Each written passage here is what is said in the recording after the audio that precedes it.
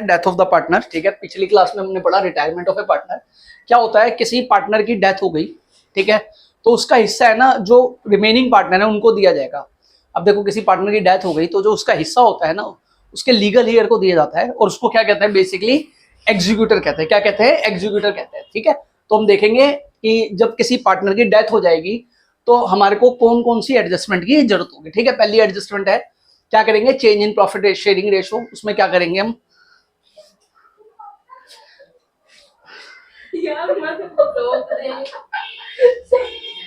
ठीक है जी। Last class में पढ़ा था हमने रिटायरमेंट ऑफ पार्टनर, अब हम पढ़ेंगे डेथ ऑफ पार्टनर। मतलब क्या है, किसी पार्टनर की डेथ हो गई है, ठीक है, तो अब क्या है, पार्टनर की डेथ हो गई है तो रिमेनिंग पार्टनर हैं वो क्या करेंगे, उसका हिस्सा उसके परिवार वालों को देंगे। बेसिकली वो क्या कहलाता है, लीगल हेयर कहलाता है, और बेसिकली वो क्या कहलाता है, एग्जीक्यूटर कहलाता है। अब देखिए क्या क्या एडजस्टमेंट होगी जब पार्टनर डेथ हो जाएगी। एक तो change in profit sharing ratio होगा। मतलब क्या होगा, जो रिमेनिंग पार्टनर है जिनकी डेथ नहीं हुई वो उसका हिस्सा अपने बांटेंगे। जो पार्टनर डेथ हो गई है, गुडविल का हिस्सा उसको दिया जाएगा। किसको दिया जाएगा, बोलो, एग्जीक्यूटर को। Adjustment for revaluation and reassessment of liability, हम रिवैल्यूएशन अकाउंट बनाएंगे। रिवैल्यूएशन से प्रॉफिट या लॉस आएगा, डिजीज पार्टनर जो एग्जीक्यूटर होगा उसका हम अकाउंट बनाएंगे, उसके अकाउंट में डालेंगे, ठीक है। Adjustment for existing balance of reserve accumulated profit and loss, reserve profit loss जो भी होगा वो ओल्ड रेशो में क्या होगा, डिस्ट्रीब्यूट होगा। जो भी अकाउंट बनेगा डिजीज पार्टनर का, कैपिटल अकाउंट बनेगा, उसकी क्रेडिट साइड में डालेंगे, ठीक है। Determining business partner share of profit loss up to the date. अब जब मरा, प्रॉफिट हो रहा है, लॉस हो रहा है, या तो डेबिट करेंगे या उसके हिस्से में क्रेडिट करेंगे। और payment to the business partner, legal heir और executor of estate, executor account बनेगा, ठीक है। मतलब बिजनेस पार्टनर का एग्जीक्यूटर अकाउंट बनेगा, उसको उसका हिस्सा दिया जाएगा। वो कैसे दिया जाएगा आगे आने वाले टाइम में पढ़ेंगे, ठीक है। तो सबसे पहले पढ़ेंगे change in profit sharing ratio. क्या होगा, न्यू प्रॉफिट शेयर का फार्मूला होता है एग्जिस्टिंग प्रॉफिट शेयर, जो उनका ओल्ड शेयर है, plus profit taken by disease partner, ठीक है। क्या, profit taken by disease partner जो उसका एग्जीक्यूटर होगा बेसिकली, ठीक है। गेनिंग रेशो, गेनिंग पार्टनर का new profit share minus old, मतलब जो आपने न्यू प्रॉफिट में से ओल्ड प्रॉफिट माइनस कर दोगे, ठीक है।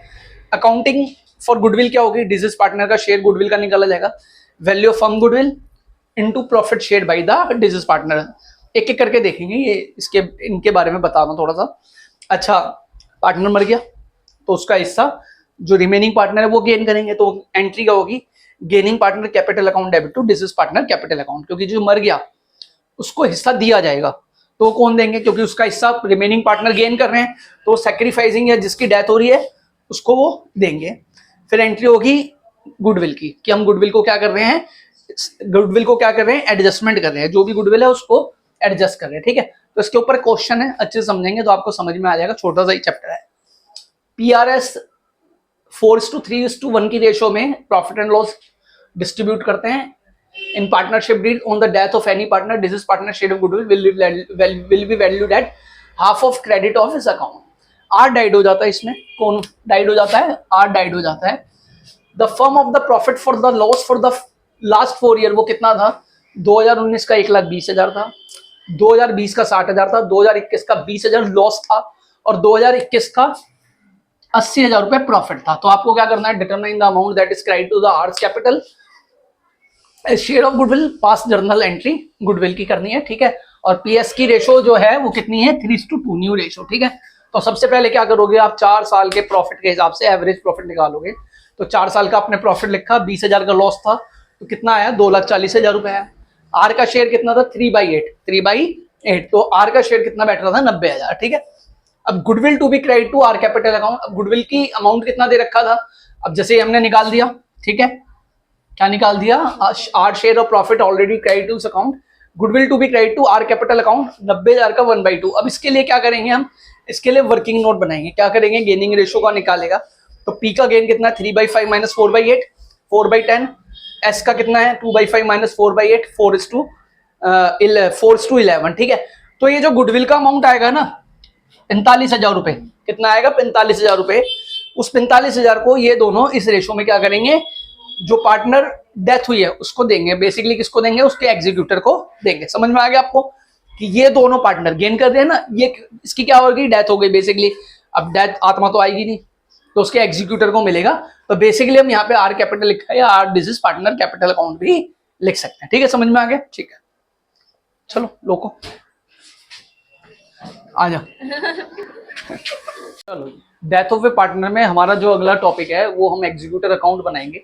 लेकिन आप समझिए, जब किसी पार्टनर की डेथ हो जाती है तो पहले हमारे को उसका अकाउंट बनाना पड़ता है, और उसका जो क्लोजिंग बैलेंस आता है ना वो एग्जीक्यूटर के अकाउंट में चला जाता है। तो बेसिकली हम एक क्वेश्चन के थ्रू समझेंगे कि किस तरीके से पहले जो जिस पार्टनर की डेथ हुई है उसका कैपिटल अकाउंट बनाएंगे और फिर उसका एग्जीक्यूटर अकाउंट बनाएंगे। ठीक है, ये आपको बैलेंस शीट की आइटम दे रखी है, ये प्रॉफिट एंड लॉस रेशो दे रखी है, इस रेशो में डिस्ट्रीब्यूट करते थे। सी डाइड ऑन 31 दिसंबर 2023 और पार्टनरशिप डीड क्या कहती है? The deceased partner will be entitled to his share of profit up to the date of death calculated on the basis of previous year profit. अर्थात जो उसको उसका हिस्सा होगा, जो पार्टनर मरा है, किसके हिसाब से दिया जाएगा? पिछले साल के प्रॉफिट के हिसाब से दिया जाएगा। He will be entitled to a share of goodwill of the firm calculated on the basis of 3-year purchase of average profit। मतलब पहले 3 साल की एवरेज प्रॉफिट निकालेंगे और उसके हिसाब से उसे गुडविल का हिस्सा दिया जाएगा। तो ये लिखा हुआ है 2018, 19, 20, 21 का प्रॉफिट लिखा हुआ है। His drawing up to the date of death was 18,000। उसकी ड्राइंग कितनी थी? 18,000 की थी। Determining the amount payable to the legal representative of the deceased partner. वो लीगल रिप्रेजेंटेटिव कौन होता है? कौन होता है? एग्जीक्यूटर होता है। ठीक है, तो पहले इसका हम वर्किंग नोट बना लेते हैं, हमारे लिए ज्यादा आसान रहता है। C share of profit, previous year profit कितना था? अब देखो, उसे बोला है प्रीवियस ईयर के प्रॉफिट के हिसाब से उसको अमाउंट देना। तो प्रीवियस ईयर का प्रॉफिट कितना था? अगर हम 2022 का बना रहे हैं तो प्रीवियस ईयर का प्रॉफिट कितना है? 2 लाख। ठीक है, तो हम 2 लाख के हिसाब से उसको, प्रॉफिट के हिसाब से उसको वो देंगे, उसका हिस्सा। मरा कब है? सी डाइड कब हुआ है? 31 दिसंबर को, 9 महीने बाद। तो हम C share of profit till death कैसे निकालेंगे? 2 लाख, उसका हिस्सा कितना था? 1/8 और इंटू 9/12, तो 18,750 निकल जाएगा। ठीक है, अब उसको क्या देनी है? उसका हिस्सा देना है गुडविल का।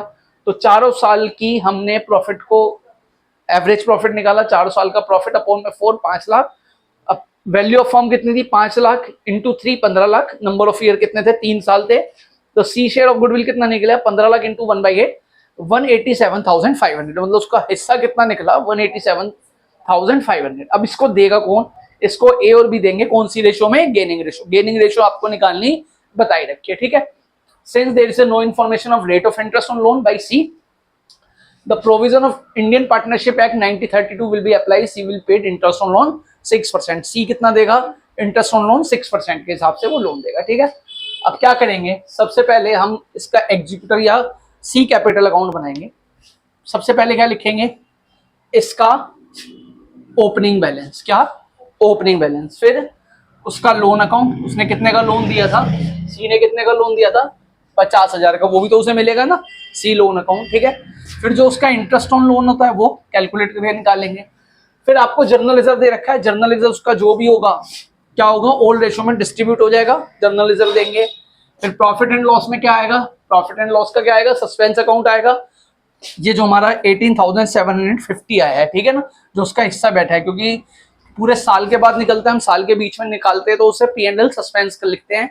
फिर जो ए दे रहा है गुडविल का और बी दे रहा है वो लिखा जाएगा, और उसकी क्या लिखी जाएगी? Drawing account. तो जब सारी चीजें आप इस तरीके से बैलेंस करोगे तो उसका अमाउंट आएगा 49,600, ठीक है, 49,600। तो ये सी का बैलेंसिंग अमाउंट निकला था, ठीक है ना। लेकिन सी तो मर गया तो है नहीं, तो किसको दिया जाएगा? उसके एग्जीक्यूटर को। तो हम यहाँ पे एक और अकाउंट बनाएंगे, सी एग्जीक्यूटर अकाउंट, और क्या लिखेंगे? बैलेंस सीडी कितना था? 4,96,500, और बैलेंस सीडी कितना निकल गया यहाँ पे? 4,96,500। मतलब सी को, जो सी का अमाउंट था, बैलेंसिंग अमाउंट जो उसके हमने कैपिटल अकाउंट से निकाला, आपको पता है ना, जो भी मिलता है हम क्रेडिट साइड में लिखते हैं और जो भी उसका लॉस होता है हम डेबिट साइड में, और इधर से क्या निकल जाता है? Closing balance. तो उसका क्लोजिंग बैलेंस ये था एग्जीक्यूटर का, और हमारे को उसके इतने पैसे देने हैं, बैलेंस शीट, क्योंकि कोई उसको देना नहीं है तो उसका बैलेंस शीट यही है। तो इस तरीके से एग्जीक्यूटर, देखो सिंपल होता है एग्जीक्यूटर, कुछ नहीं है, आप जो पार्टनर की डेथ हुई है उसका कैपिटल अकाउंट बना लेना है, दैट्स इट। और जो कैपिटल अकाउंट बनेगा उसका बैलेंस जो होता है सी के एग्जीक्यूटर में ट्रांसफर कर देना, दैट्स इट। इसके अलावा कुछ भी नहीं करना। तो इसके कुछ क्वेश्चन होने डेफिशिएंसी वाले, तो आप उसे कर सकते हो, ऐसे ही होंगे, बस थोड़ा सा फर्क होगा, ठीक है।